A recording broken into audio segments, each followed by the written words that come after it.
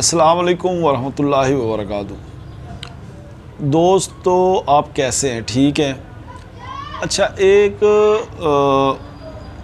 Video में जो बात करनी है, जो मौजू है, उससे पहले एक माज़रत करनी है आपसे कि इस वीडियो को प्रोफेशनल अंदाज में नहीं बनाया गया। ठीक है जी, अच्छी बात है कि उस अंदाज में बनाया जाए और यूट्यूब पर और सोशल मीडिया पे पूरे प्रोफेशनल अंदाज में पूरी एडिटिंग करके पूरे काट छांट करके वीडियो मौजूद है हज़ारों लाखों की तादाद में। तो उसके होते हुए ये सादा सी वीडियो जिसमें लाइटिंग का भी मसला है, जिसमें शायद आवाज़ का भी मसला हो, तो ये है, इसकी मैंने माज़रत करनी थी आपसे। लेकिन एक बात ये है कि वो जो वीडियो है जो प्रोफेशनल बनाई जाते हैं उसमें और इसमें डिफरेंट ये है कि आप ने ये वीडियो गौर से सुननी है। इस वीडियो में वो हक़ाइक़ बयान करने की कोशिश की गई है जो कि ये हज़ारों लाखों की तादाद में जो वीडियोज़ मौजूद हैं उसमें शायद आपको ना मिले। तो शुरू से लेके आखिर तक ये वीडियो देखिएगा और मवाद पे, मौजू पे गौर कीजिए। मुझे उम्मीद है कि इंशाअल्लाह फिर आपको ये जो छोटी छोटी बातें हैं उसको आप नज़रअंदाज करेंगे। जी, तो ज़ोफ़े बा के हवाले से एक पहले वीडियो हो गई है कि ज़ोफ़े बा के इलाज से पहले, आपने वो देख ली होगी।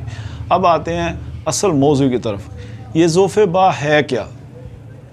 ज़ोफ़े बा जो है, इसको कह लें कि वजीफ़ा ज़ौजियत अदा ना कर सकने का नाम है। अपने बीवी से मुबाशरत ना कर सकना या पूरे कामल तरीके से उसको ना कर सकना ज़ोफ़े बा कहलाता है। ज़ोफ़े बा में और इसकी कुछ स्टेजेस हैं,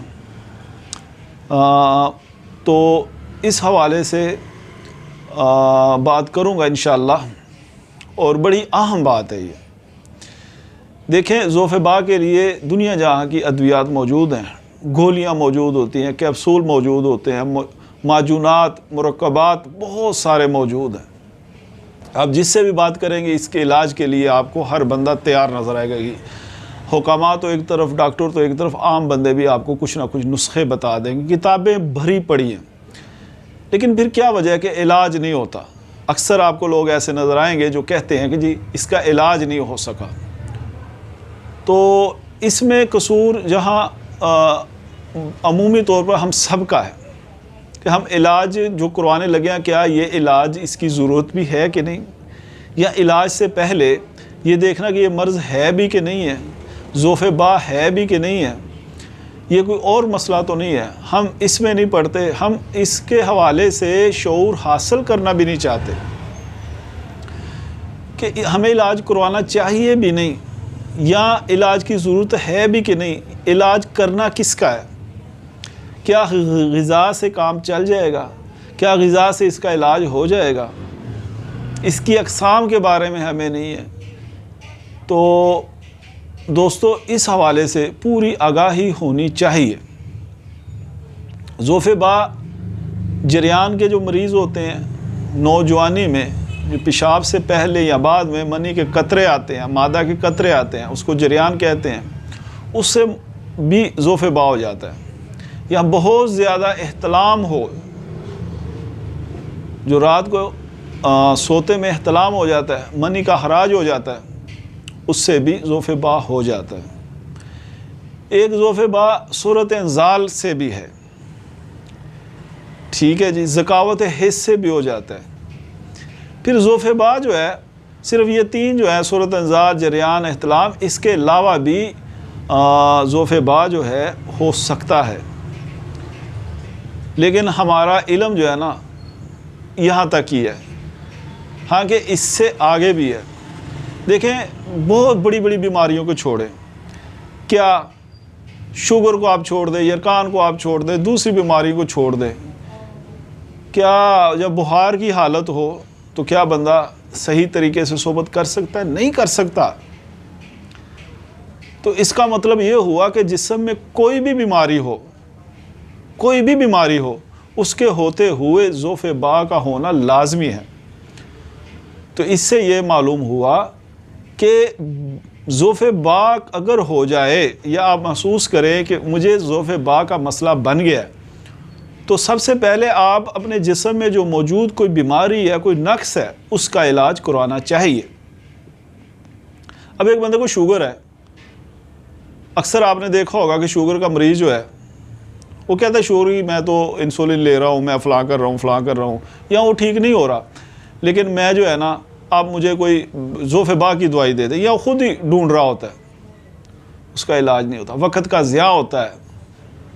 और वो कहता है नहीं जी इलाज हो जाता है। अच्छा, वो जो इलाज हो जाता है ना, वो इलाज नहीं होता, बल्कि ये अपनी मौत की तरफ बढ़ रहा होता है। ठीक है जी, वो अगर शुगर इसको मौत की तरफ लेके जा रही है ना 10 सालों में, तो ये जो इलाज करने जा रहा है ना, खुद से कर रहा है या कोई इसके लिए ज़ोफ़े बा की मेडिसिन खा रहा है, तो वो कह ले कि 2-3 साल पे, ये 10 साल का जो अरसा है उसको इसने महदूद कर दिया है, अपना अरसा हयात तंग कर लिया। जिगर के गुर्दों के जो मरीज़ हैं वो भी इसी चक्कर में होते हैं, तो कि मेरा ज़ोफ़े बा का मसला हल हो जाए। ज़ोफ़े बा का मसला नहीं हल हो सकता जब तक जिगर का मसला ना हो, जब तक गुर्दों का मसला हल ना हो, जब तक आपकी शुगर का मसला हल ना हो, या आपके जिस्म में कोई मसला है। जैसे मैंने कहा कि बुखार मामूली सा समझा जाता है, उससे बुखार के होते हुए भी ज़ोफ़े बा हो जाता है। तो सबसे पहले क्या करना है, अगर आपके जिस्म में कोई मसला है, बुखार है, बीमारी है, सोजिश है, कोई भी मसला है, छोटा बड़ा, तो उसका इलाज करवाना चाहिए। ये मुंसलिक है ज़ोफ़े बा जिस्म के बाकी जो आज़ा हैं उसके अफ़ाल से। ये कोई अलहदा उज़व नहीं है कि बिल्कुल इसकी तारें अलहदा गई हैं, इसका जनाब फ़लाँ चीज़ से ताल्लुक़ नहीं। जिस्म के जितने आज़ा हैं ना, सब के साथ इसका लिंक है। जिस्म के जो आज़ाए रईसा हैं, आज़ाए शरीफ़ा हैं, छोटे बड़े जितने आज़ा हैं, उसके अफ़ाल अगर दुरुस्त होंगे तो ज़ोफ़े बा ठीक होगा, इत्तेदाल पे होंगे, जिस्म का मिजाज। हाँ, ये बात याद, ये हुकामा के लिए नुक्ता है कि जिस्म का मिजाज इत्तेदाल पे होगा, आपकी उम्र जिन्स के लिहाज से आपका मिजाज ठीक होगा, तो फिर ज़ोफ़े बा नहीं होगा। ज़ोफ़े बा, और अगर आप मेरी गुफ्तगू से अंदाज़ा लगाएं कि बज़ाहिर को ज़ोफ़े बा कोई मर्ज़ नहीं है, तो बिल्कुल सही समझे। ज़ोफ़े बा तो अमराज के बाद होने वाला जो नुकसान है उसका इजहार है। अगर मर्ज़ जो है बहुत ज़्यादा जिस्म में सराइत कर गई है, तो उतना ही ज़ोफ़े बा होगा। अच्छा जी, अब अगर आपको बज़ाहिर कोई मसला नहीं है और फिर भी ज़ोफ़े बा है, तो फिर आप देखें कि आपको जो ज़ोफ़े बा है किस वजह से हुआ है। बीमारी की वजह से हुआ है। बीमारी की वजह से हुआ है तो आप अपने मिजाज के मुताबिक कोई भी मुकव्वियात इस्तेमाल करेंगे ख़ुद ही, जैसे शहद है, जैतून है, खजूर है, इंजीर है, बादाम, अखरोट, इस तरह की माजूनात किसी तबीब से आप मशवरा करके इस्तेमाल करेंगे, आपका ज़ोफ़े बा जो बीमारी की वजह से हुआ है वो दूर हो जाएगा। उसके लिए कोई आपको तिलाजात इस्तेमाल करने की ज़रूरत नहीं होगी। फिर आप के जो है क्या नाम है उसका, आपको जरियान एहतलाम की वजह से हुआ है, मनी का हराज बहुत ज़्यादा हो गया, कुछ गलतकारियाँ, कोई नासमझी की वजह से कुछ हुआ है मसला, तो उसके लिए अंधेरा सा हो जाता है, पता नहीं क्या है। तो बहरहाल इसके लिए मैंने माज़रत पहले ही कर ली है। तो जो भी मसला हो उसके मुताबिक इलाज होगा। उसके बाद जिस तबीब के पास आप जाते हैं ना इलाज के लिए, तबीब अगर आपकी नब्ज़ देखे और आपको कह दे कि आपको ज़ोफ़े बा है, तो समझे बंदा फ़नकार है, तबीब नहीं है, ये फ़नकार है।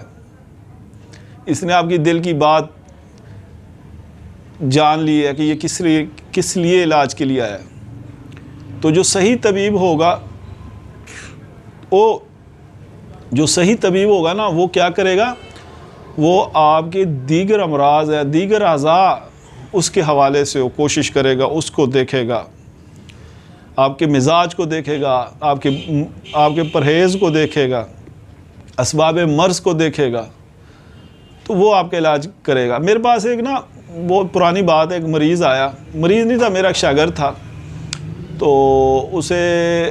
वो मेरे पास आया, तो उसने मुझे कहा जी मुझे ना देखे ज़रा क्या मसला है। मैंने देखा तो उसकी पेट कब्ज़ थी, गैस थी, मैदा ठीक नहीं था, ज़ोफ़ का शिकार था। मैंने कहा आपको मैदे का मसला है। कहता है ठीक है दवाई दे दे। मैंने दवाई दे दी, दवाई दी और चला गया। जब चला गया तो हफ्ते बाद आया तो बड़ा खुश था। कहने लगा उस्ताद जी आपने वो वाली दवाई भी डाली थी इसमें। मैंने कहा कौन सी? उसका मेरा वो वाली, और जिनसी मसला, ज़ोफ़ का शिकार था, सूरत इंज़ाल का मसला था मुझे, और वो ठीक हो गई आपकी दवाई से। ठीक है जी। तो और दवाई दोबारा ले गया, तो उसका जो मसला था वो मैदे की वजह से, पेट में गैस बनती थी, पेट में बोझ होता था। जब उसका बोझ हल्का हुआ, जब गैस का अखराज हुआ, तो वो जो बोझ था वो कम हुआ, और उसने जब सोबत की तो बेहतरीन हो गई। तो ये इस तरह के रोज़ के वाक़यात होते हैं कि मैं आपको क्या बताऊं, कितनी कहानियां सुनाऊं। तो इसी पे यकीन कर लें कि मसला और होता है, लोग इलाज कोई और करते हैं। और इसका नुकसान ये हुआ कि ज़ोफ़े बा जो है वो ठीक नहीं होता, उसको मुग़ल्लज़ देते हैं, उसे मुग़ल्लज़ की ज़रूरत नहीं होती। अच्छा आजकल मरीज़ ख़ुद ही कहते हैं जी फ़लाँ हकीम ने मुझे एक बार मुग़ल्लज़ बना के दिया था। यार अगर बचपन में आज तक 20 साल पहले आपको किसी ने मुग़ल्लज़ बना, उस वक्त आपको शायद उसकी ज़रूरत थी, अब नहीं है। अब तुम तबीब जो है उसने सोचना है ना, हकीम ने सोचना है कि इसको मुग़ल्लज़ की ज़रूरत है कि नहीं है। ख़ुद ही वो जो दवा साज़ इदारे हैं उसकी मुग़ल्लज़ात जो है, मुग़ल्लज़ अद्वियात जो है वो ले लेते हैं। तो दोस्तों ये गलत एक ट्रेंड है।